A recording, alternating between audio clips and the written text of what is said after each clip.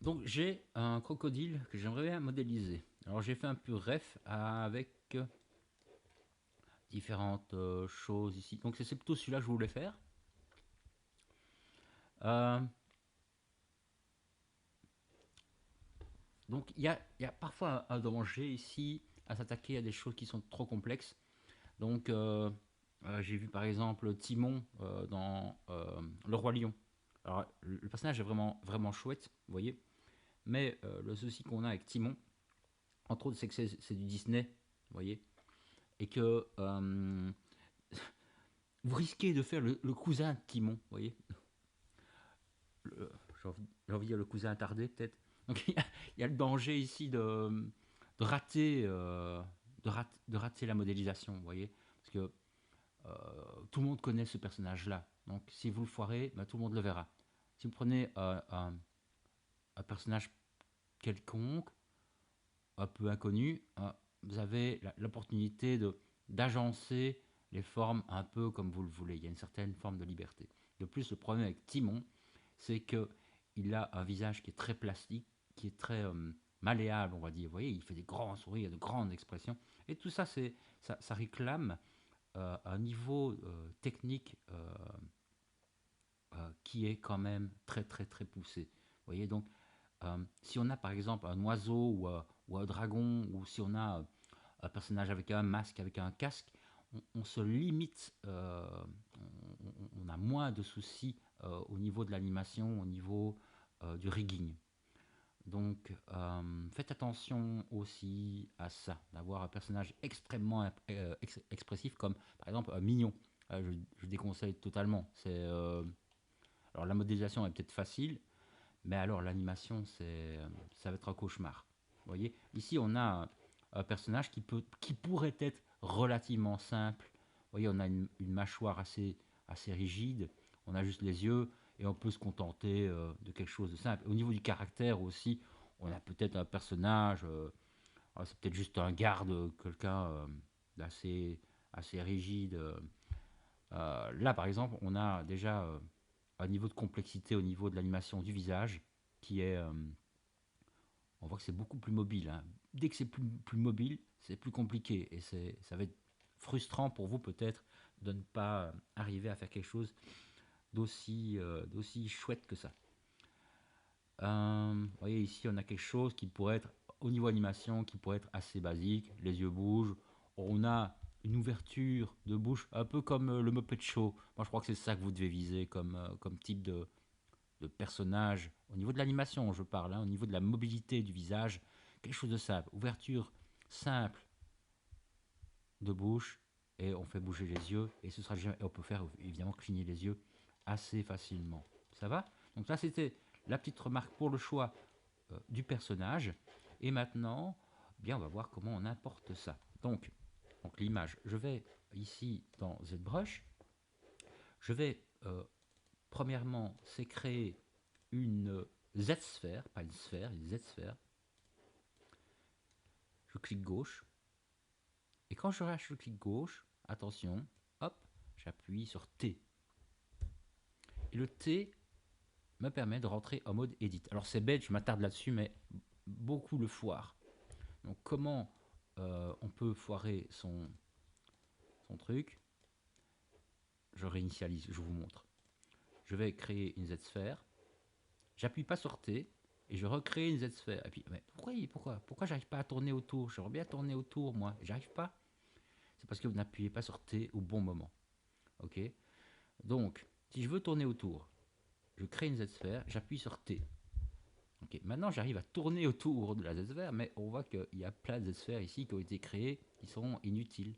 Donc, pour les enlever, c'est tout simple. Je vais dans Color et je fais Clear. Paf. Et voilà maintenant que j'ai une seule Z-sphère qui est en mode Edit. Alors, on va voir à quoi ça sert la Z-sphère, mais ce qui m'intéresse, moi, c'est d'apporter mon image de référence. Donc, je vais cliquer sur Floor. Ah, et on voit que je suis voilà, comme ceci. Ça, c'est bon. Alors, on peut déjà faire, c'est le Shift. Oui, on peut tourner autour. Et puis, avec Shift, hop, je viens me bloquer sur la vue side. Je monte ici, et puis quand j'appuie sur Shift, ZBrush, je vois que je vais me rapprocher de la vue top, hop, et là je suis en vue top. Ok, je suis pas en mode perspective ici. Le mode perspective va me créer de drôles de choses au niveau. Là, on a une vue 2D parfaite. Si je me mets en mode perspective en vue side, vous voyez, j'ai une vue side qui est biaisée, qui est en perspective et qui peut me poser problème lors de la gestion de gabarit. Mais bon, ça, c'est pas grave. Bref, moi, je tendance à le désactiver, le perspective. Je l'utilise que pour vraiment voir de temps en temps à quoi ça va ressembler quand je fais vraiment mon modeling. Ici, donc, dans pas Color, dans Draw, je vais aller glisser ma palette Draw. J'ai double-cliqué sur le volet ici à gauche. Dans Draw, je glisse ça là, s'il veut bien, comme ceci. Et là, Floor est actif. Et ce qui m'intéresse, moi, c'est Front Back. Je vais cliquer sur Map 1 et je vais faire Import. Et là, je vais aller chercher mon image. Alors, où est-elle? Bien, elle est là. Je vais coller ici. Voilà, comme ceci. Je peux...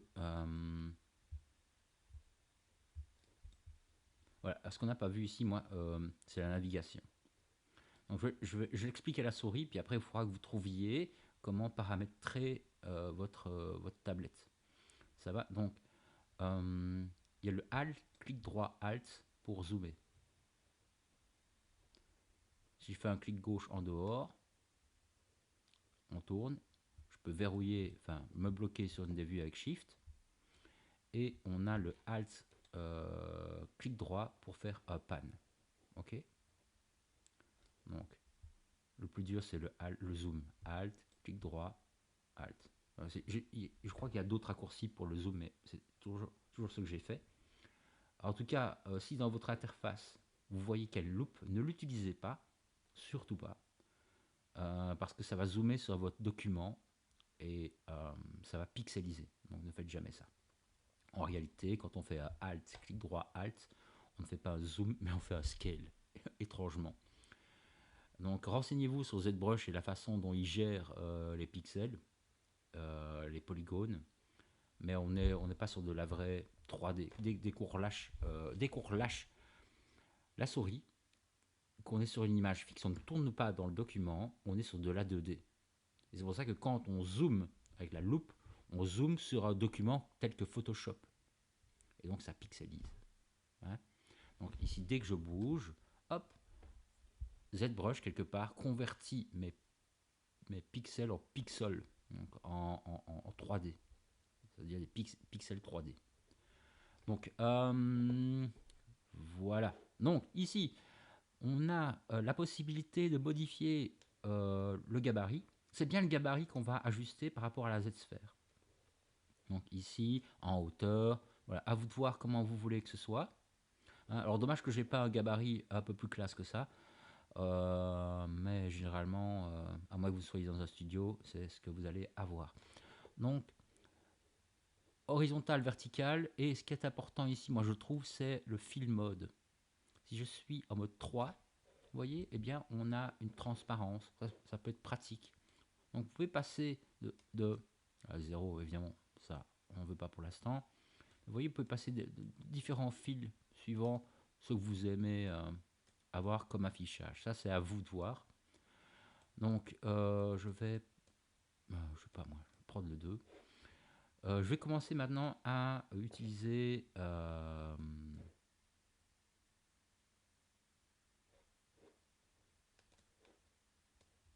voilà, mes Z-sphères.